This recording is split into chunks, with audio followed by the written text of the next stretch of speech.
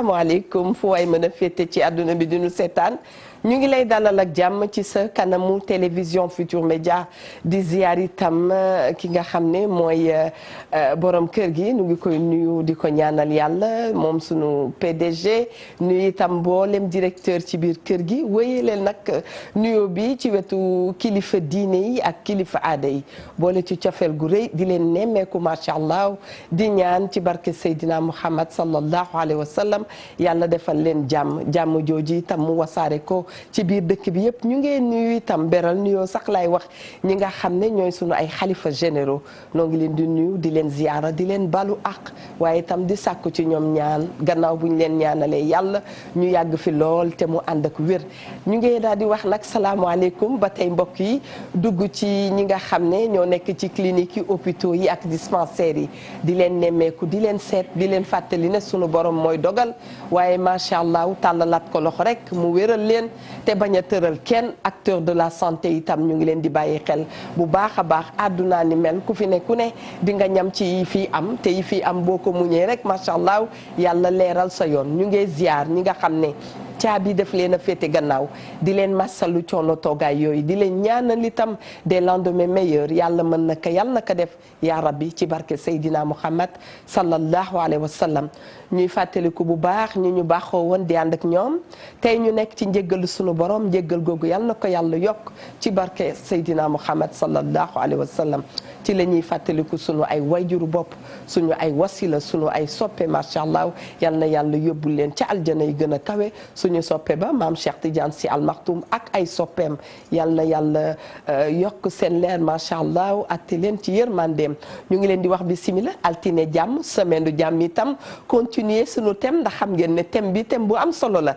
thème la boo xam ne dana soxal mag ñi thème la boo xam ne dana soxal xale yi soxal góor soxal jigéen ndax dañu nekk ci jamono te jamono itam di dox ñu dikk ba jamono boo xam ne réseaux sociaux yi dañoo bëri échange yi dañoo bëri link yi dañoo bëri kon bokk réseaux sociaux la cay baax ak la cay safaanu moom la ñuy waxtaanee ca ndorteel ba dañu fogoon ne ay xeetu baax rek lañ ciy am waaye gis nañ ne am na ñoo xam ne ni ñu koy utiliser dafay daw yaram ni ñu koy utiliser mooy yàq nit ni ñu koy utiliser mooy bind ci loo xam ne ba àddunay jeex dootu ci deñ ndax bu ñu fàtte mukk nag lépp lu xas ba dugg foofu lépp lu xas rek ba ñu ne ko clic mu daal di feeñ bu nu moytuwulee say sëtaati sët dañ koy gis kon mbokk yàlla na yàlla sanguñu sutura bu baax a baax ndoy baan dinaay faral di wax fii jàmbaar amu fi ku yàlla dimbalee fi am ne réseaux sociaux yi lu ne mën na cee am ca njalbeen dañu ko tijji woon pour mu nekk ay groupe yoo xam ne dañuy échanger dañuy liggéey dañuy jëmale seen ay mbir kanam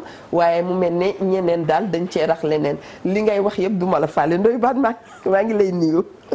maa ngi lay fay. gis naa nag ma soofalee. waaye duma la faale. non tey sa émission bi dama koy soofal ba mu soof. fii li ma la laaj joxoo ci teewaay Inia de Saba. tuddul noonu de. xam naa dama wax loolu ñu naan Inia de Saba. tur boobu xam nañ ko bind rek lay def. jaajëf ñi ngi ziar kilifa diine kilifa aada yi ci réew mi yëpp di ci jiital sunu sëriñ ba Cheikh Bassirou Abdoul Khadr di ko ñaanal mu yàgg fi lool te wér mook mbokk taalibe yëpp ak jullit yëpp di ziar waa Pire Sañoxor di jiital sunu xalif ba sëriñ Mansour Cissé di leen yégal ñu sunu gàmm ga le 7 décembre la gàmmu Pire ne ko jullit yëpp yëg gàmmu Pire le 7 décembre ci ndigalu sëriñ Mansour Cissé xalifu Pire ak ki nga xam moo di moom parent Djibi Diagne ak monsieur le maire ak Baye Bada Dieng monsieur le maire Serigne Boub ak notable yenn ci dëkk ba yëpp ñu ngi leen di ziar bu baax a baax a baax di ziar waa réew mi yëpp ñëpp yàlla nañ am jàmm di dalal jàmm sunu gan gi nga xam ni tuddul Inia bal xiis la tuddul noonu la ko papaam tudde bal xiis xaw ma lan ak la ca topp voilà xam naa après dina présenté mu bàyyi turam bi muy wàññi waaw kañ mu bàyyi turam bi muy wàññi sunu xel a ngi dem itam ci ajaratu Nene Ndaw mi nga xam ne barki Dembo Ndiaye la ñàkk doomam muy sunu doom Abdoulaye Cissé Abdoulaye Nene Ndaw moomu Abdoulaye Nene Cissé macha allah yal na yàlla yóbbu ko aljana soxna Nene daañu daw ñëw foon si la nu mu gënee gaaw ñu ngi jàlle itam ki nga xam ne mooy médiateur di Cissé macha allah ci doomam boobu génn àdduna yal na ko yàlla yóbbu aljana suufu Touba yal na woyof ci kawam Inia de Saba maa ngi lay wax bismillah. asalaamaaleykum. waaleykum salaam wa rahmatullah maa ngi leen di ziar di leen nuyu yéen ñëpp. di man waa Igna de Saba la ma nit ñi xamee. bàyyil ma ki toog sol bu la de da lay xam nga ne c'est un perturbateur. waaw Ndoye moom du ma ko wax dara sànq ba tey mi ngi may attaqué mais dinaa fayu. dëgg la mais Igna fait partie de mon nom. Igna Balxiis Gassama laa tudd. nit ñi nag gën ma xam ci Igna de Saba. maa ngi rafetlu tax invitation bi. tey thème bi nga soulevé mënuñu ci bañ a wax parce que si lañu ñu xamee. waaw donc dinañ kontaan si wax ci incha allah. est-ce que xam nga am na ñoo xam ne dañ ma war a fay ne dañ doon gis Igna de Saba mais xamuñu kanam gi nu mu mel ma foogoon ne ngandam meer la ndekete yow lu tuuti la minuscule. waaw loolu moom gars yi ndeysaan saa yu ma dajeek nit ñi su ma nee Igna de Saba rek nit ñi ne ma yow yaay wax lii yëpp. loolu moom bëri nañu ma koy kii parce que li may dugal samay photo gaa daan naa dugal ay photo mais après bu fekkee ne da ngay wax ci actualité ku nekk nga mën a laal. donc da ngay yenn yi des fois ñu bëri comme sama wayjur daf may wax naan ma yow ñëpp lay tudd ñëpp ay kii après moo taxoon ma éviter des fois di bañ a dugal samay photo yu bëri te même su ma dugalee sama photo sax ñu bëri daanuñu gëm ne man la tellement ñu bëri dañuy di foog ne góor mooy wax ku nekk daal ak gis-gis bi muy waa après waa li muy foog mais d'habitude quand nit ñi suñu ma gisee dañ naan kon yow yaay wax lii non yow li ngay wax rëy na ñu roowut ak sa jëmm ma ne leen wax kay mën na bañ a ñuroo ak jëmm mais li nekk ci biir moo am solo te muy dëgg rek ñu bind ko exactement ci lan ngay faral di bind man nag damay rappeler ne tu es blogueuse. waaw blogueuse d'actualité. man loolu la kii sama bopp parce que man ci actualité lay dox tey jii bu yéenekaay yi xëyee bind dara damay xool li ci gën a important ma traité ko ak nag benn touche d'humour. Comme des fois nag day am ay sujets yoo xam ne dafay sensible dafay laal tarixa diine wala mu laal koo xamante ne vraiment nit la ku ñu xam mais dañ koy traiter parce que information mënuñu ko information dañ koy segg gaa mais li ngay information mënuñu ko doo xam tey lan mooy xew da ngay xëy tey jii nii ñu ne lii am accident am na fii mara day taali lii am na fii lii donc yow yaay segg info bi nga xamante ne moom nga yaakaar ne askan bi moom lañ gën a soxla nga daf ci touche d'humour daal di koy jox nit ñi. Très bien.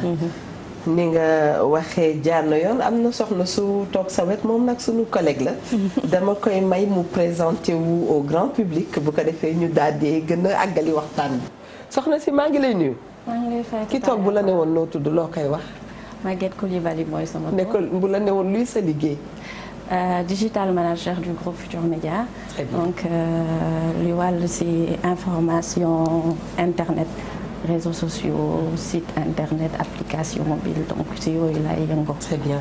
Maguette plus connue sous le nom de Maggy mooy sa signature. Voilà. Très bien léegi nag bu ma la doon laaj naka la monde du réseaux sociaux yi def naka la buuxante bi def naka la yëf yi def lan nga may tontu. Je dirais que jamono ji ñu nekk mënuñu tudd dara sans boole ko ci.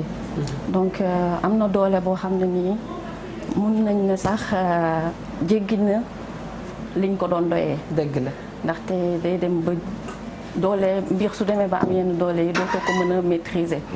donc njàngat boobu moo ci gën a difficile mais outil la bu diis bu dëgër. pour jàllale waxtaan pour jaay pour liggéey. donc suñ jël benn waxtaan boole ay nit moo leen taxawoon a jóg mais dem na ba mën nañ ne am na benn côté boo xam ne dina yàq. dëgg la ndaxte ñi ko yor. xamuñu diisaay bi. xamuñu nu mu toll. mbir nag soo ko yoree xamoon ne dalay gaañ. waaw. ni ñu koy utiliser du yomb. pourquoi bu ndaw mu nekk loo xam ne nii tas na àdduna. parce que donc information bu ndaw. mu tas àdduna ndax village planétaire yow nga bind ci sa feelingu bopp. nga tas àdduna ci sa bind yow. ci sa bind tooñ nga ñu bare. exactement loolu moom bëri na. merci Maggy. li mu wax laay feddali ne vraiment dama def duo bu garaaw de. waaw dama ko tey rek def leen duo foofu ne toog leen nii. exactement mais bon tey réseaux sociaux yi fi mu yegg dafa tey jii des fois damay gis man ay nit yoo xamante ne dañuy utiliser WhatsApp wala ñuy utiliser Facebook te jànguñu. des fois ñu ciy def yoo xam ne man mi nga xamante ne am naa lu ma ci xam am naa lu ma ci jàng as tuut xam fi yàq yi mën a yegg des fois damay tiit bu nit ñi di ko utiliser nii des fois démb rek maa ngi gis kenn ku may wax ne moom dafa partagé woon benn xaritam moo ko partagé benn vidéo mu ji yore vidéo bi jox ko doom ji daf ko ci statut nee na 24 heures téléphone am di xar te moom yëgul lu xew pour te dire que nit ñi.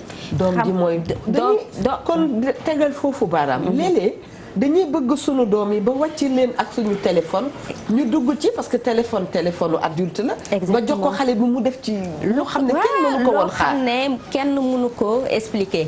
te ci en 24 heures ku nekk dina ko nga gis na gars yi commencé di screen denc ñi la bëggul woon a xas-xas la ñi la bëggul woon a lu doy waar moo tax xale yi tey dañ leen war a vraiment limiter si téléphone yeeg yooyu ñun ñi nga xamante ne tey dañu tas xabaar des fois ñu tas xabaar boo xamante ne dafa laal suñu mbokk wala mu parce que nit lañu fii lañu bokk donc te li may wax rek comme information su fekkee mënoo ko natt mënoo da ngay xëy ñu ne la lii moo am loolu noonu mën na laal sa mbokk donc mais tu es obligé yow nga jël information ba relayer ko parce que loolu leen la xamee maanaam juge bi tey bu dee juge ba ñu indil ko tey mbokkam dana def liggéeyam bu dul ne dañu am charte buy wax ne diw du juge mbokkam wala dara parce que xëy na yooyu itam am ca foofu te duñ ko xam exactement te tey yàq ci réseaux sociaux yi dafay yomb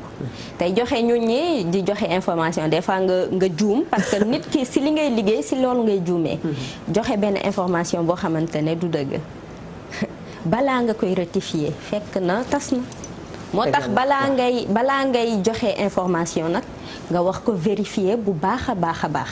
très bien.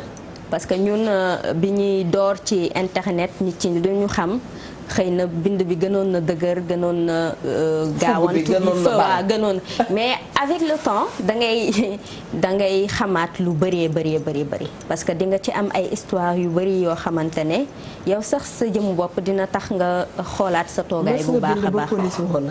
waaw. mës na la daal. mës na ma daal. nga bind police woo la. ma bind benn loolu bon nekkul woon bind. loo bindoon dama ko dee bu fekkee ñeme nga tey laay xam ndax ñeme nga. non si problème mu benn page bu ñu doon administrer. d'accord. bi ñuy administrer page bi nag am ay coow ci biir page bi après ñu génn nañ ci page bi.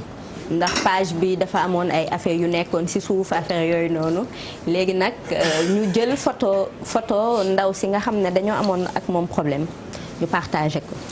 kan moo amoon ak moom problème yéen wala ñun ñoo amoon ak moom problème mais bi ñu ko partagé dañ ñu woolu mais ça se fait pas. ne ñu lii waroo leen ko def. ak yeneen mais après vraiment bàyyi woon nañ lépp ci loxo te ñun biñ ñu woowee sax daan nañ leen bind ay message parce que da ngeen nekk nit ñoo xamante ne boo leen bindee fépp la ñu bëri dañ koy lire. te yéen da ngeen di administrer waaw te da ngeen di nekk ci ay groupe yoo xamante ne vraiment ñu bëri dañ koy suivre. ay xale tey groupe bu mel ni Galsen Fun ci administrateur yi laa bokk mais da ngeen wax donc di modérer. boo leen gisee loo xamante ne dafay yàq walla loo xamante ne day laal religion surtout affaire tarixa yi dafa nekk point boo xamante ne bu sensible la mais nit ki fokk nga xam dayoo problème bi pour mën na gérer ko des fois man comme dama yore page bu ci réew mi nga xamante ne page buy doog a juddu la dafay relater li nga xamante ne mooy ñaata weer la ñaata at la 6 mois. d'accord 6 mois waaw. ñun ñëpp mosuñu lire ci réew waaw yàggul noonu mi ngi doog parce que ci réew mi hashtag la boo xamante ne dama ko doon utiliser bu ma daan relater ay information ak touche d'humour bi ma dem nag ba ci réew mi vraiment ñëpp xam ko ñëpp xamee ma ko léegi ma ne pourquoi pas ma ubbi benn page pourquoi pas ñu def ci benn site d'information boo xamante ne site d'information bu fiable lay doon. vraiment bugguñu bon dañuy gis site yi des fois li may wax dafa am loo xamante ne mën nañ ko dugal ci groupe Galsen Fun mooy reetaan loo nit ñi mais du tout le temps lañ war a reetaan loo surtout jeunes yi bu fekkee ne dañuy suivre benn page da nga leen di war tamit di leen yee di leen xamal ne lii xew na lii xew na. Très bien. mais bon page bi page yu fun la à la base. fun mooy bàyyeeku waa reetaan tooñ nit ñi.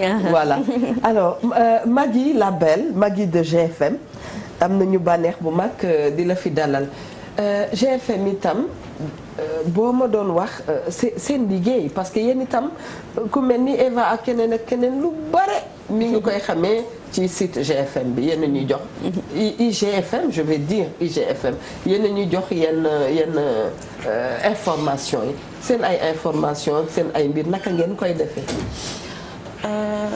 IGFM nag xam naa ne day nekk lu keneen yooxe ku tudd Daouda Mine mu nekk directeur bi mu nekk journaliste. xam naa ne côté technique nga gën a gérer que information. waaw kay communication digitale du marketing digital ñu ngi def ba nga xam ne ni site bi mën a am doole ñu xëcc nit ñi ñu dem di ci. ba tey laaj la ba tey di ci gëstu. donc ci biir yooyu nga fa nekk ne surtout la partie réseau social. day nekk loo xam ne nii dañuy éviter toujours di wax luy féewale. information bi ni ñu koy relayer nan lañ koy bindee. ndaxte groupe Futurs Médias ñun ñëpp xam nañ ne miroir la nit ñi dañ ci bàyyi xel bu baax. liy jig beneen page mu bind mu jàll. ñun duñu jig. lenn lu ndaw luñ ci bind loo xam ne nekkewul noonu ci saa si dañuy am retour yi woote yi fu nekk lay jógee. réclamation yi fu nekk lay jógee moo tax yombul.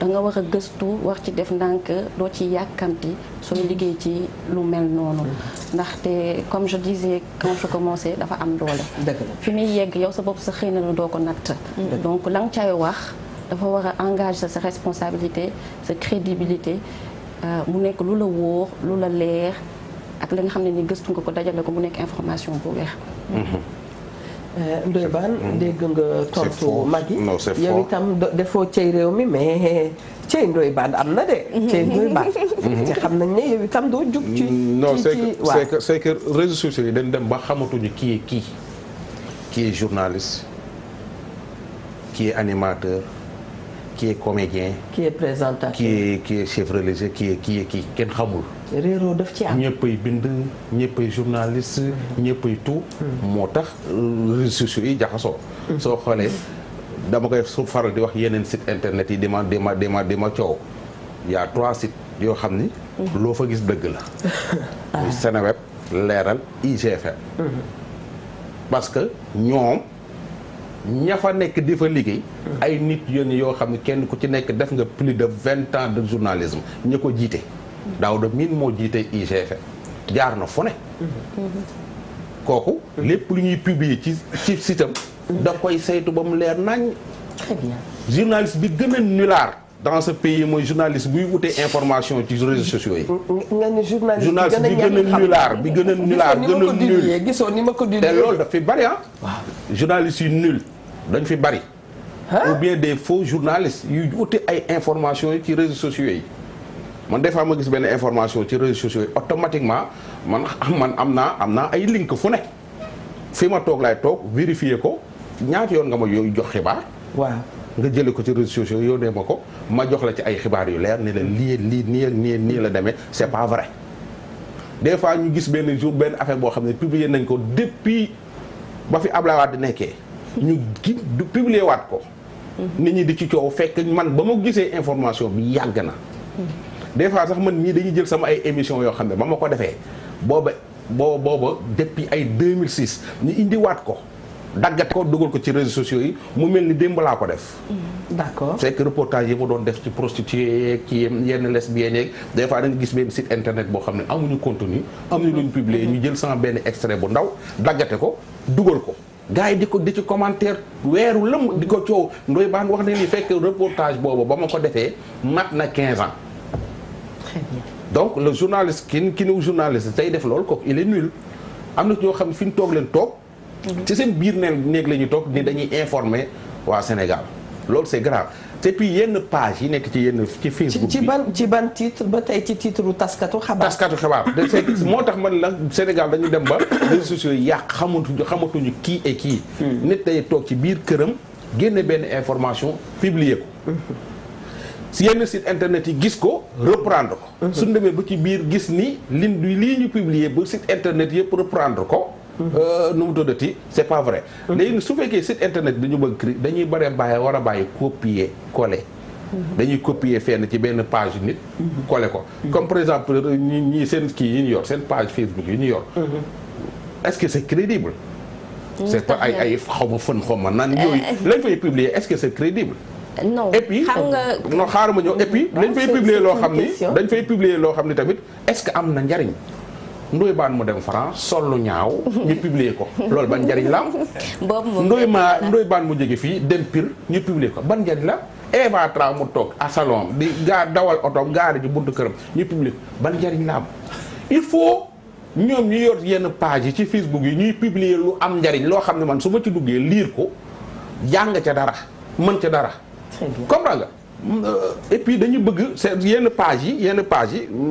page yi am nekk ci Facebook yi dañuy bëgg defetu nit ndeysaan su amee nit nekkee ci malheur nit ku nekkee ci problème dañ ciy profité quoi di ko publier xooleen diwlu ko dal diwlu depuis su nit kilifa gaañoo yenn saay ñu koy filmer enterrement ba corps ba nañ ko tëddale yooyu doo ko gis ci site internet bu mel ni Seneweb doo ko gis Leeral ñeme woo ko gis IGFM parce que ñooñu yooyu page yooyu ñu responsable ñoo ko gi comme soxna si wax IGFM soo ñu juumee ba dugal loo xam ne du dëgg yow mi nga xam ne xamoo fi bureau IGFM ne sax da nga koy yëg sa bureau ñun ñëpp dañuy waa TFM waa RFM waa GFM la ñu def patati ñun moo tax souvent ñoom suñuy dugal dara dañuy xaaru saytu ko ba mu leer su leen leeree ni lii suñ ko dugalee du amul benn njariñ duñ ko dugal mais page Facebook yi moom su ma xamoon borom Facebook naa ko woo mu tëj Facebook parce que Facebook bokk na ci li yàq Sénégal yokk na fen yi yokk na jëw yi yokk na naafeq gi ci réew mi yokk na yàq der gi ci dëkk bi. ñu ngi ziyaara bu baax a baax soxna Astu Mbacke mu sëñ Mourtala macha allah ñu ngi koy ziyaar di ziyaar waa këram yëpp di leen nuyu jaarale ko nag ci loxo ki nga xam ne mooy Eva Guissé moom Penda la tuddoon waaye nee na ba yaayam génnee àdduna dafa jël turu yaayam toftal ko ci bosam macha allah kon boog Penda Guissé ñu ngi lay nuyu bu baax a baax sunu lingeer boobu nee na kontaan na ci sa teewaay moom itam alors dafa mel ni da nga yore kii tontu balaa maa dem ci ñi nga xam ne ñoo fi indi la première radio digitale allo Tata Eva allo allo oui. salaamaaleykum. aleykum salaam wa rahmatulah. bisimilah ñu ngi lay déglu. Tata Eva ça va. ça va alhamdulilah. ça va bien. ça va bien merci kooku. allo. allo oui maa ngi lay dégg. waaw léegi nag maa ngi lay dégg moom. bis Ndoye Bane laa bëggoon waxal. maa ngi lay ziar kooku la. tonton Ndoye Bane ça va. ça va alhamdulilah. te numéro laa bëggoon. 177 150 17 17. bàyyil ko message WhatsApp voice. di nga jot passe partout. très bien non boobu dina jot passe partout bi sur le terrain. très bien. am na tontu bu ndaw boo bëggoon tontu waa ji de man yooyoo ma neex man balaa may kontaan rek ay tontonte yu subtil am fi. waaw xam nga Ndoye li mu wax am na loo xamante ne kenn mënuñ ko am na page yoo xam ne. waaw bëri na parce que loo xamante ne ku nekk da nga yore sa téléphone tout le monde est connecté maintenant donc ka wérul ki doof ki am problème ki amul problème ki xelam gàtt ñëpp a ngi yore seen téléphone.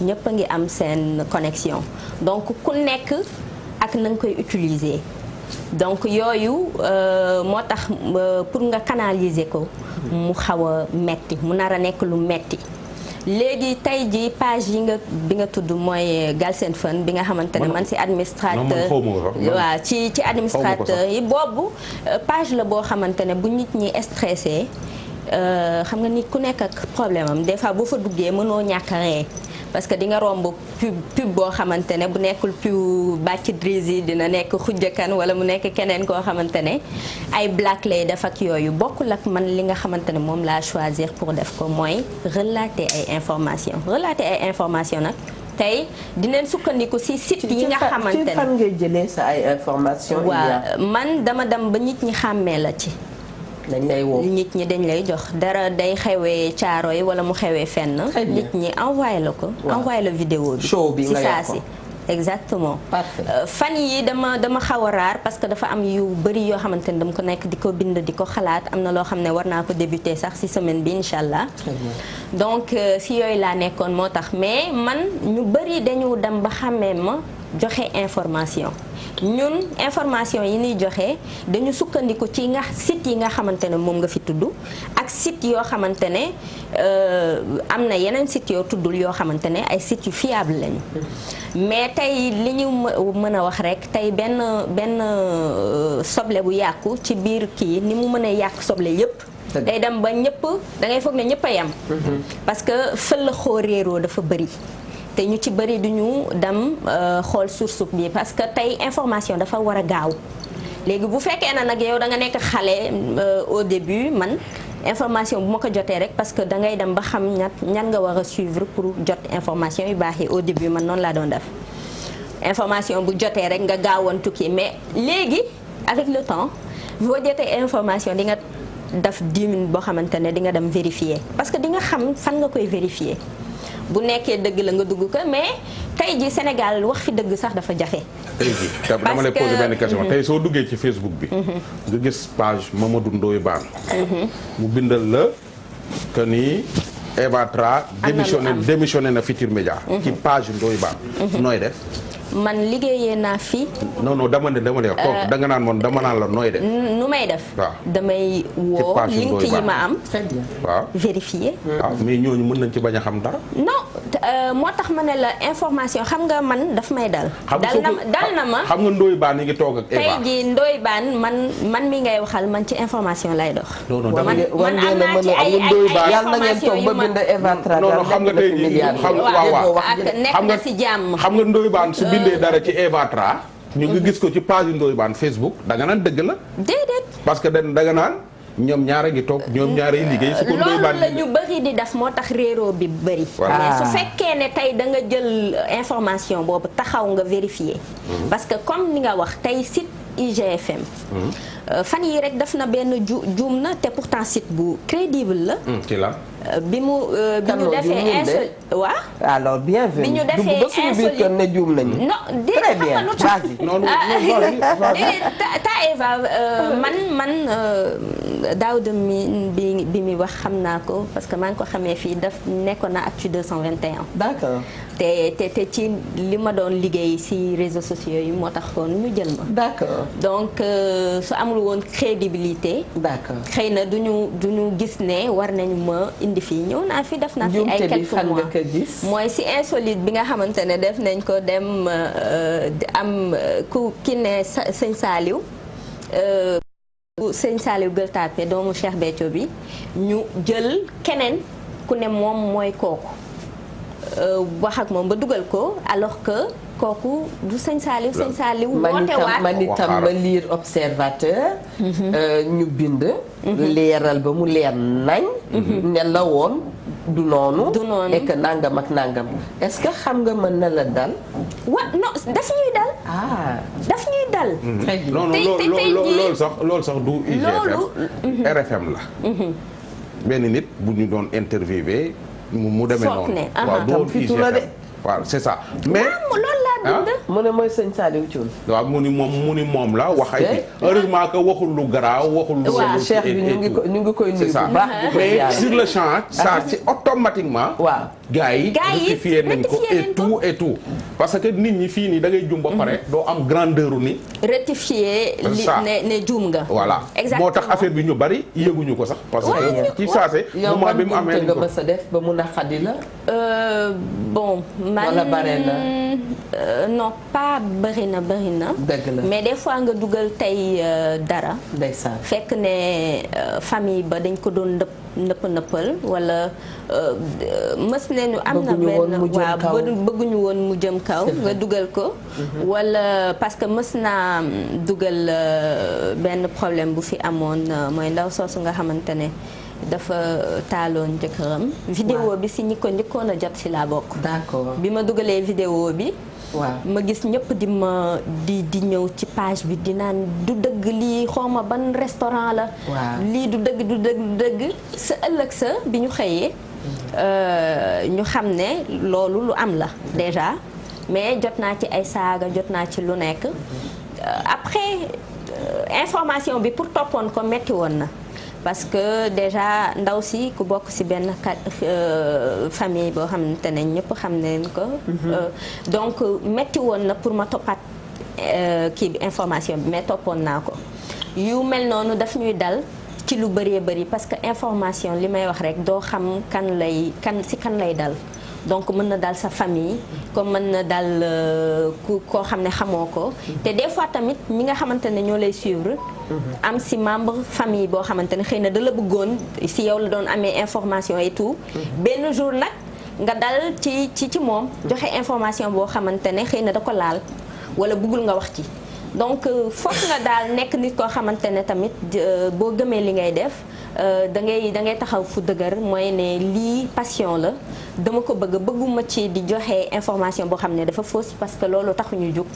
mais dañu bëgg juste di relater te li ñuy relater mooy suñu xëyee li xew ci réew mi ñu xool nag li nga xamante ne moom lañ jàpp ne moom moo gën a important ñu joxe ko pour nit ñi xam ko pour nit ñi xam informer les gens mais nekku ne dañu jug pour def lu ñaaw wala kii mais liggéey bi ngay def si ngay juum nit ci liggéey bi ngay def ci ngay juum te juum boobu moo tax ngay rectifier sa bopp di gën a dem ci kanam.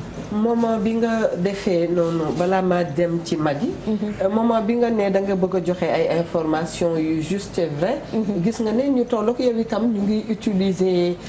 réseaux sociaux yi ci beneen anam boo xam ne bu incroyable bu nit sax mënta génnee. ci gémmiñam exactement non réseaux sociaux yi moom li fi am yëpp doy na waar trop parce que tey jii ñi bëgg a def lu bon dañu yore seen téléphone di def lu bon tey da ngay gis ñi bëgg a jaay seen bopp tey dañuy bind seen numéro def photo ne boo ma bëggee kii fekk ma fii te photo yi dëgg lay doon te mën na yu ci bëri du nekk photo dëgg mais seeni numéro la ñuy joxe waa numéro yu baax ku ñu bëgg a fekk fii nag ñu fekk fii tey jii borom ñaari tur yi duma leen tudd mais tey ñi ngi ci internet bi ñi ngi pervertir ay xale ñi ngi wan xale yi xaalis ñi ngi tey jii fan yee doon naa relater waxu ci ñoom loo xam ne dafa jëmoon ci ñoom mais façon saaga bu nekk jot naa ko façon menace bu nekk jot naa ko tuuti parfois waaw des fois di nga tuuti galaxtaan bi waaw gis nga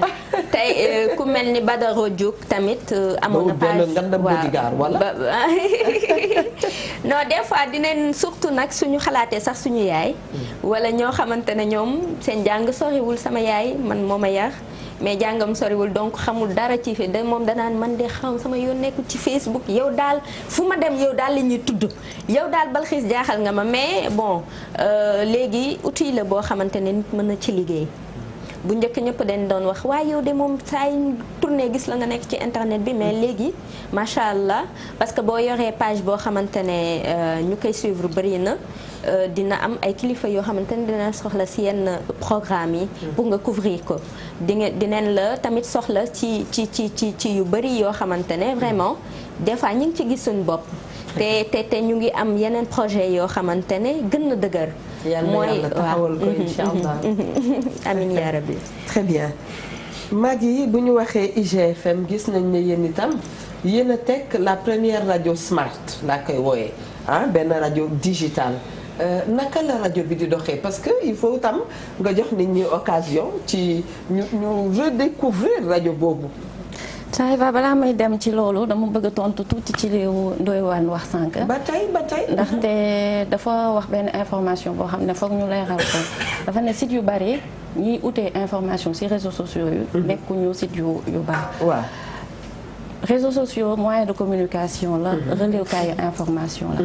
te fu ñu la ko tegalee jox nañ la des moyens des outils techniques de vérification. nga mën a xam luy dëgg bi lu nekkul dëgg. photo bi bu Ndoye Bane demee woon France il y a 2 ans su ko nit utiliser tey ne Ndoye Bane nga France.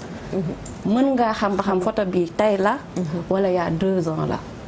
am nga des outils nécessaires pour xam photo bi muy njëkk a dugg ci internet ban at la. muy vidéo muy leneen ak leneen. information tamit soo ko bëggee jël da ngay dem sur les comptes certifiés. mu leer na la Facebook créé na la loo xam ne nit ñi nga xam dañu siiw.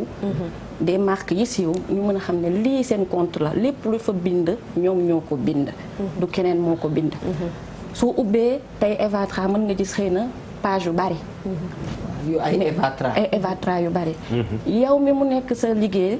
wax nga mën a xàmmee ban moo ci Evatra bi ak ban moo dul Evatra bi am na ñoo xam ne sax dem nañ ba nga xam ne ni dañuy am ay badge soo duggee day am badge yu gris wala yu bleu mu wan ne la lii Youssou Ndour ku mel ni moom am na ko soo demee président am na ko am na yeneen politique yoo xam ne yu bari am nañ ko day bleu da lay leer ne kii nii moom la lu ñu fa def moom moo ko binda ndax dem nañ ba Europe waxatuma la. parce que fake yi dafa bari. dafa bari dem nañ ba Europe nga xam ne nii waxatuma site yi sax di relayer mais télé yi sax seen information foofu lañ koy jëlee. doo seetaan journal ba mu jeex te neewuñ la Twitter fa lañ jëlee lii.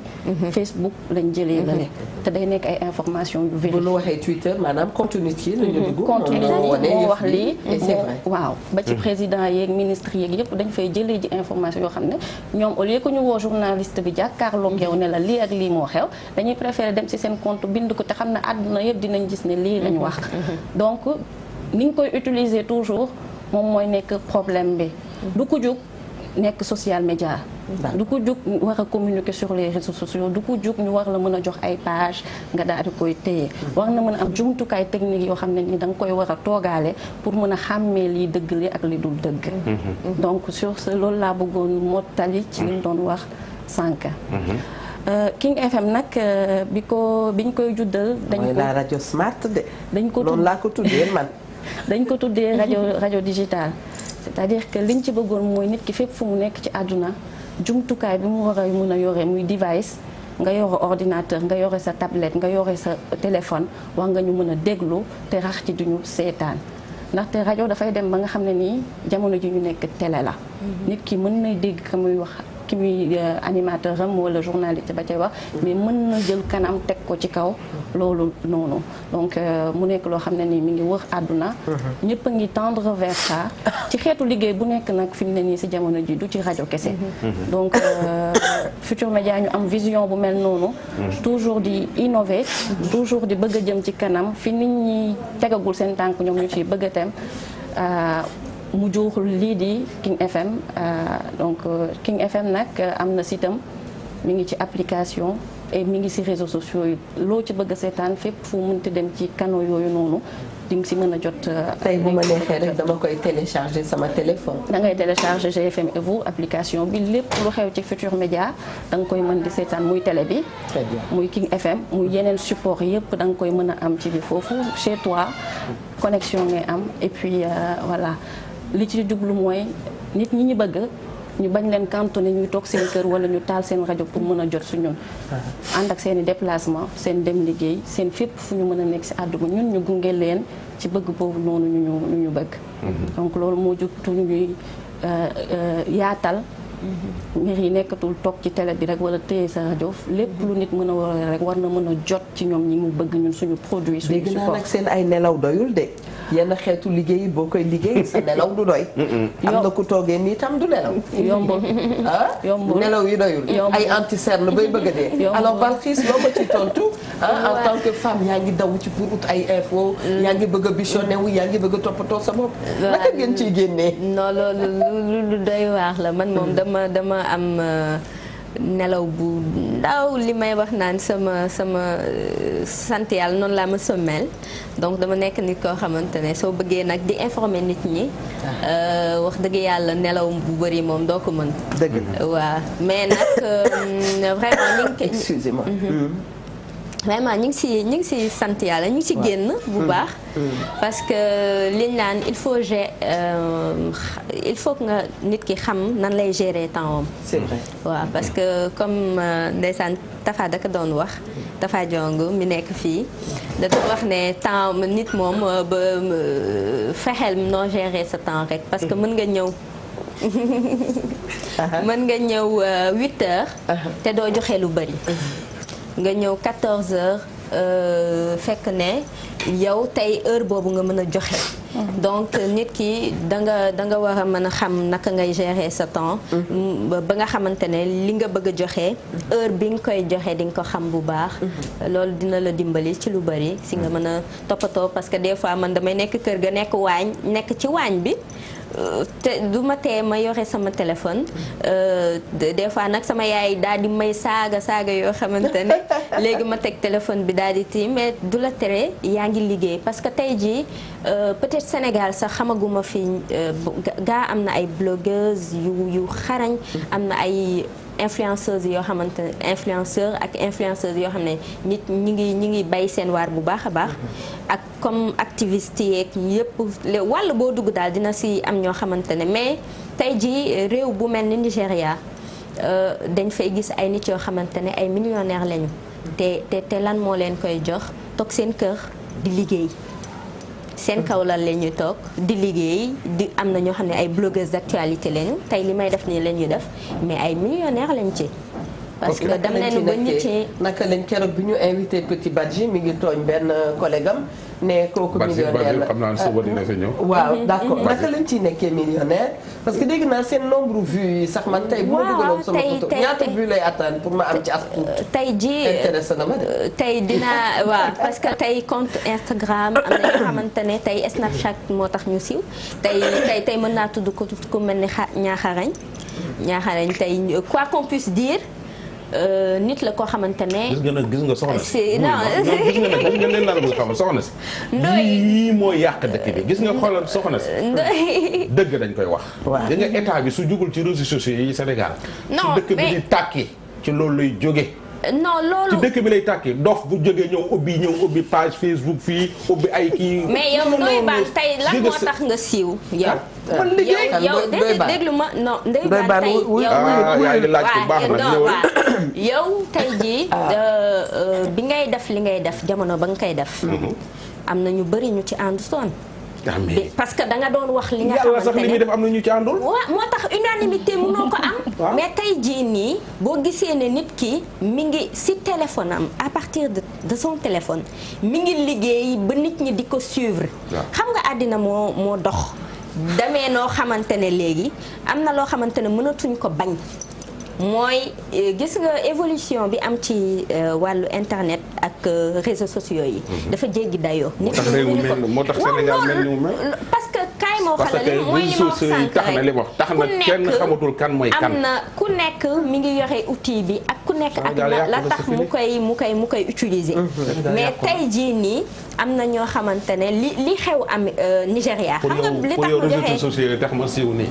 non yow ba may siiw siiw du réseaux sociaux mais dama ne yow tey jii da nga doon feeñal li nga xamante ne dafa nëbbu man maa siiwal c'est réseaux sociaux man maa ko may buzz moom voilà moom si réseaux sociaux non réseaux sociaux yi man ba ma koy siiw booba internet amul ci réew mi soxna si dama ni état au Sénégal laay interpellé gis nga su waxul ci Facebook bii waxul ci internet bi lii taali dëkk bi ca lay jógee sama wax lii may wax nag ba ma ko daree wax yàgg na dañuy fekk nit yu tekkiwul dara xëyu ñu gontuñu toog ci seen kër ubbi page Facebook yomb na ubbi chaîne YouTube yomb na ubbi yooyu yëpp dafa yomb léegi doo xam nga pour nga ubbi ko il faut nga nekk nit ku responsable dañoo war a dem ba état bi daf ko war a nu mu dootati régler ko soo demee war a ubbi page YouTube wala page Facebook pour joxe information nga dem ñu jox leen licence jox la autorisation ba nga xam ne soo defee njombe ñu xam fu lay fekk ñu xam yow yaay kan foo jaar foo jànge ndax ban formation nga def et tout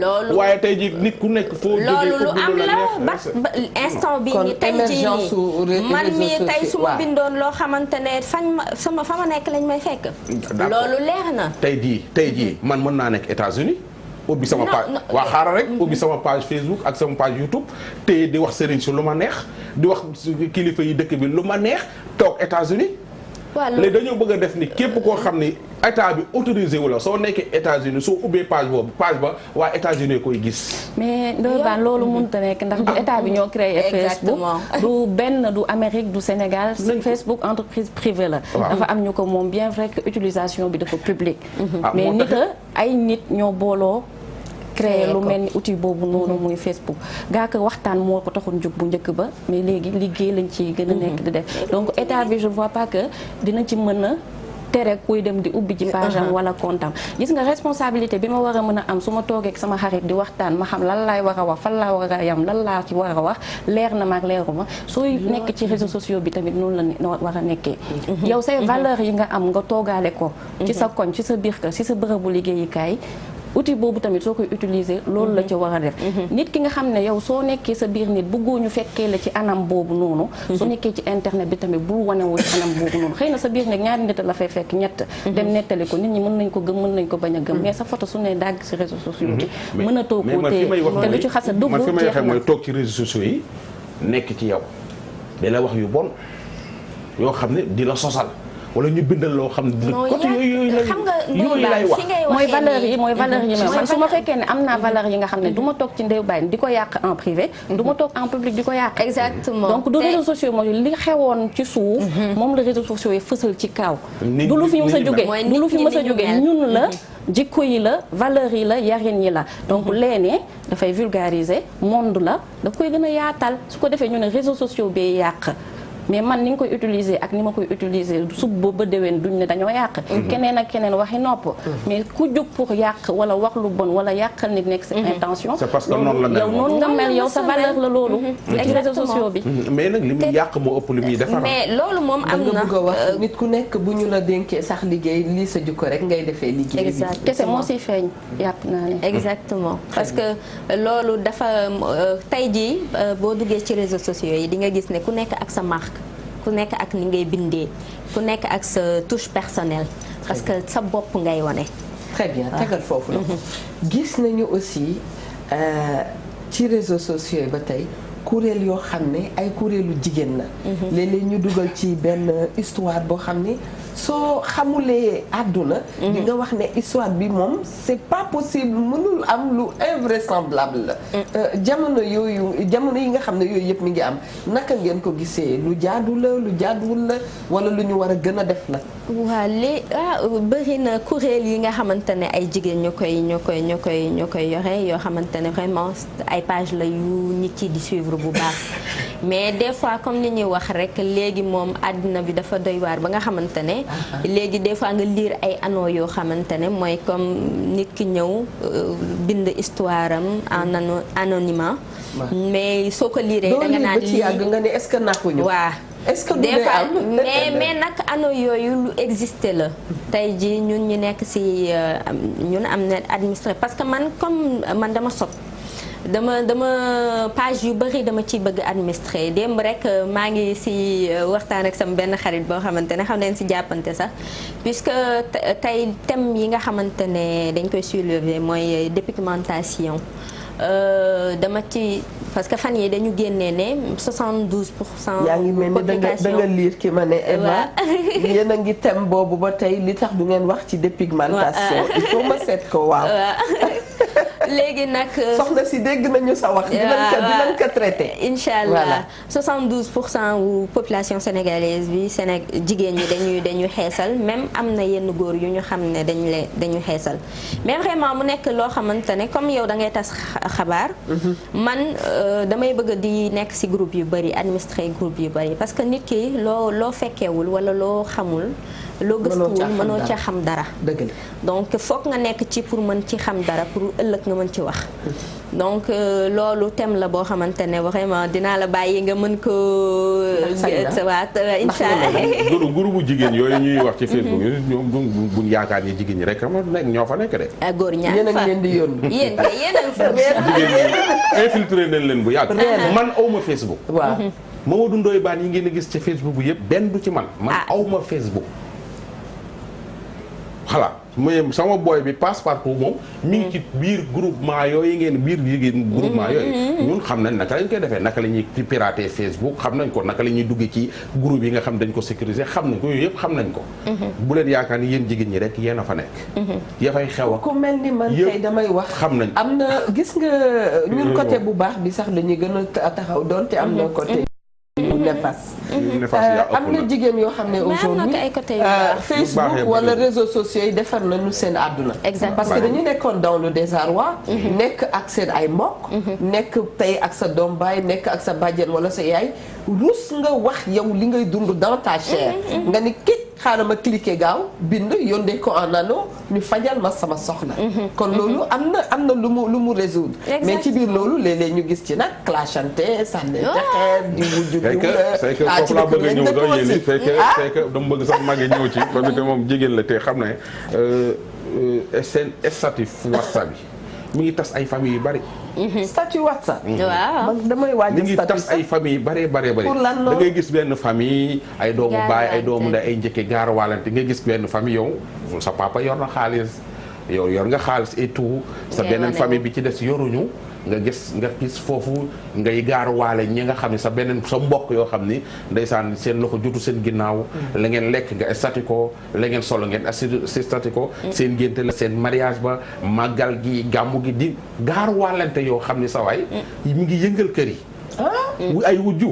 ay wujju waaw sa jëkkër su aayee ci yow la ngeen reeree na ngeen defaree ba mu baax nga estati ko loolu bar am benn njariñ et puis bi ma ci gën a metti man dama ragal man sax dama ragal a dem bind estati il faut ñu xam ci damay bind estati ñun waa Ndoye Bane koo joteel man la ko yow laa joteel parce que yow seytaane il faut que tam ñu def attention man mun naa dugg tey benn bërëb fekk lekk ba mu rafet lool ma statut ko mais cela ne veut pas dire soo ko statut nag ñun la yow ñu ni dafa am koy gaarawaale mais Sénégal parce que réewum gaarawaale leen nekk réewum gaarawaale leen léegi waxante yu sew ak defante loo def soo génnee sa yére sax sool ko publier ko ñu ni waa Ndoye koy defanteel waaw parce que yow mii xalaat ni damay defante dama koy dëggal est-ce que xam nga ñun ñi toog fii tey du ma wax li média social la afa wala di nga wax sax nga nuyu nit ndeysaan ci njekk ak teranga am keneen ku toog mere na la ndax nuyu ba nga nuyu nit ki te amaan na nit ka ngay nuyu gëj nga kaa gis yàgg na dafay émission boo xam ne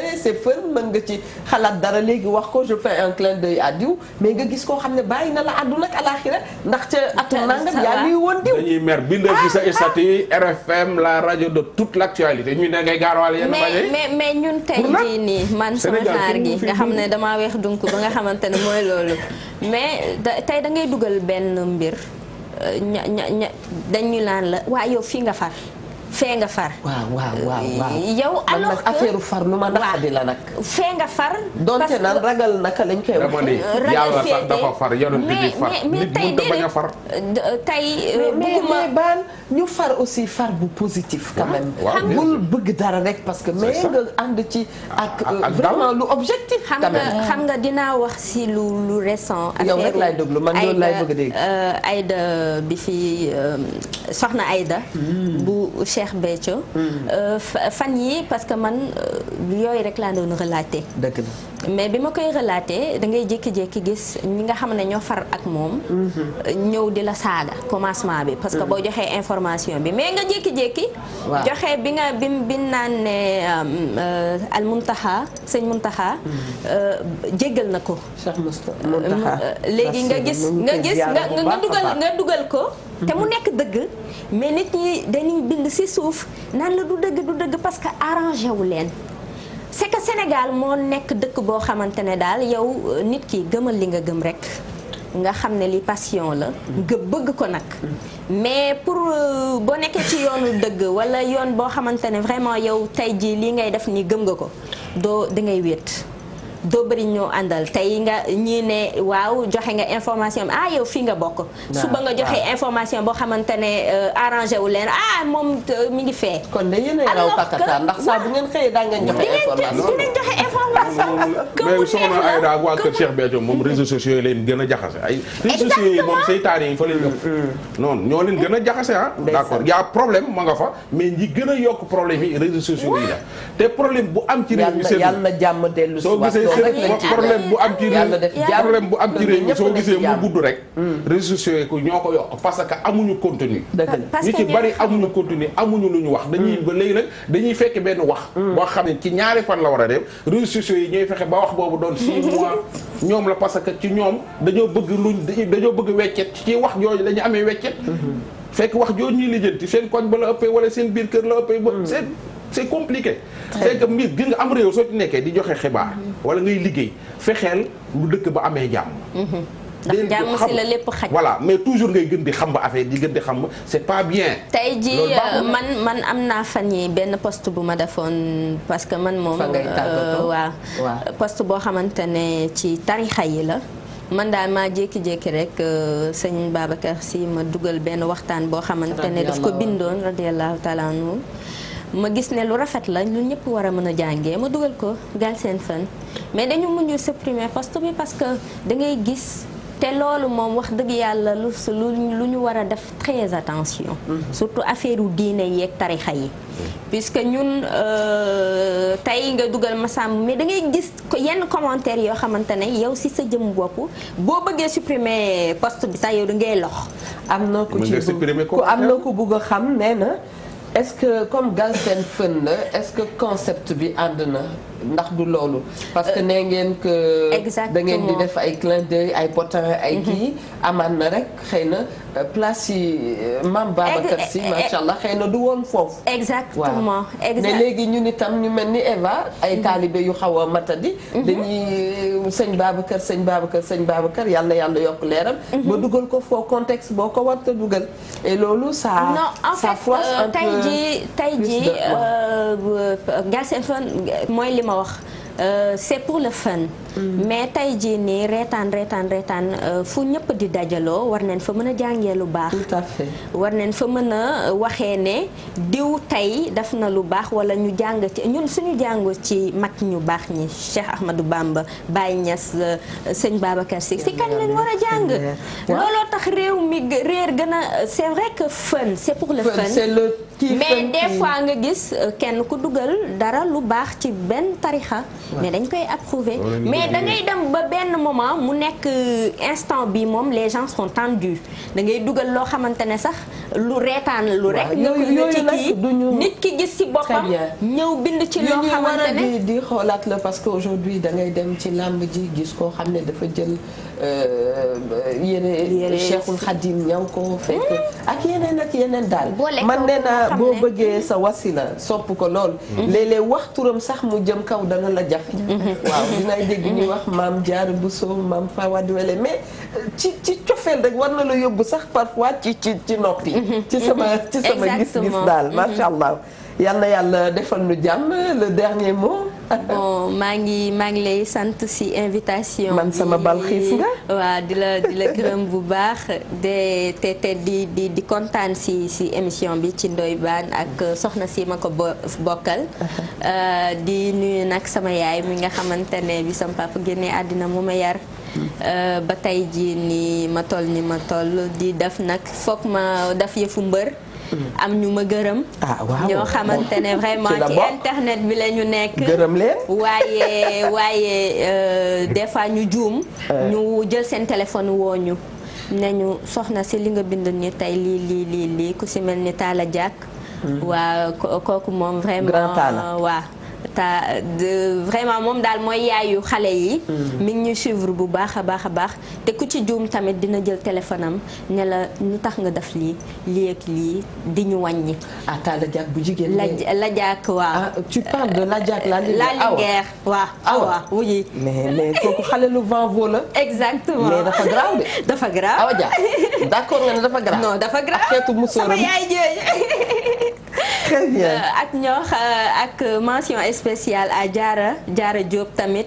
moom tamit ci réseaux sociaux yi la nekk Ibou maa ngi nuyu sama xarit yëpp ku ma lim Koddu Aïcha Koddu maa ngi lay nuyu bu baax a baax. vraiment maa ngi gërëm ñëpp di leen sant. vraiment ñooñu nga xam ne ak Eva Guissé. Eva ak ñëpp ku lim da ngay juum.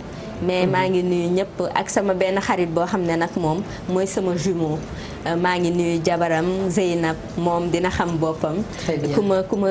ku ma jàppale la. dëgg la du ma tëj nag sans gërëm Marcel Diagne. Marcel mi nga xamante ne nag moom vraiment jàpp na si bu baax a baax ñu ngi koy gërëm bu baax di ko sant. ak ñoo xam ne bëgguñu ma tudd seen tur. très bien Balkhi. merci beaucoup Inia de Saba di ngeen koy dee lire.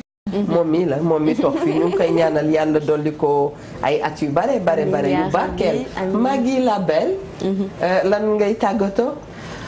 merci pour invitation bi Ndoye Bane jërëjëf di fàttali encore rek que man du may bëgg di dégg ne réseaux sociaux baaxul. dëgg la du may bëgg di dégg ne parce que lu am doole la lu ñu mën a jëmaleel kanam la. je dirais plutôt que nañ defaraat valeurs yi. nekkin yi. te engagé suñu responsabilité bu baax a baax ci liñ ciy def ak niñ ciy taxawee ak niñ ciy bindee. ñi ciy liggéey di relayer.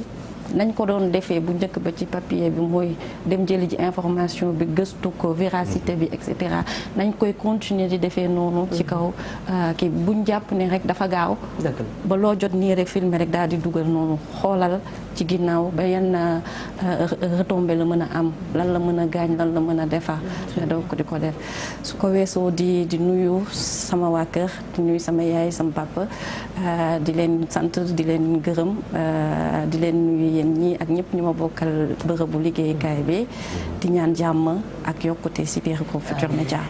amiin jàmm ak yokkute yal na nu ko yàlla defal ko mbokki téléspectateur bi toog jàkkaarloog ñun Ndoye Bane lan ngay tàggatoo. jaajëf di mooy ñu wax rek ñu def ndànk ci réseaux sociaux yi rek moytu ci rek xam naa ni ndaw si moom elle est trop digital moom ci boppam.